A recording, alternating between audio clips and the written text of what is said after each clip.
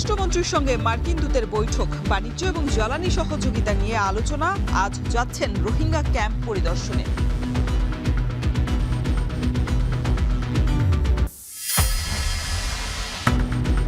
সিলেটেও এনসিপির গাড়িবহরে হামলার অভিযোগ, আওয়ামী আমলের পুনরাবৃত্তি বিএনপির, মন্তব্য নাহিদ ইসলামের।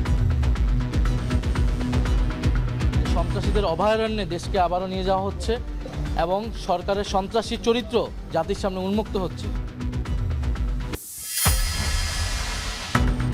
চট্টগ্রামে প্রকাশ্যেই অস্ত্রের ঝনঝনানি, চাঁদাবাজি, গুলিবর্ষণ আর খুনোখুনি। আতঙ্কিত ব্যবসায়ী এবং সাধারণ মানুষ।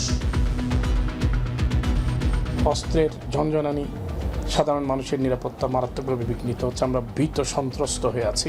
অস্ত্রধারী যারা সন্ত্রাসী আছে এদের বিরুদ্ধে আমাদের টলারেন্স জিরো।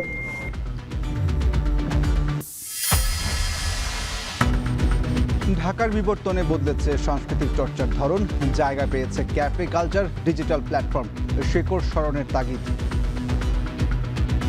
কোনো কিছু পরিবর্তন আমরা করিনি, আমরা পুরাতনকে আঁকড়ে আছি।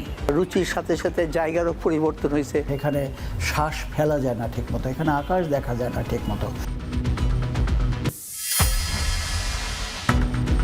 বর্ষার সঙ্গে কুমিল্লায় বাড়ছে ডেঙ্গুর প্রকোপ, মাস ব্যবধানে আক্রান্ত দ্বিগুণ। আগস্ট সেপ্টেম্বরে পরিস্থিতির অবনতির শঙ্কা।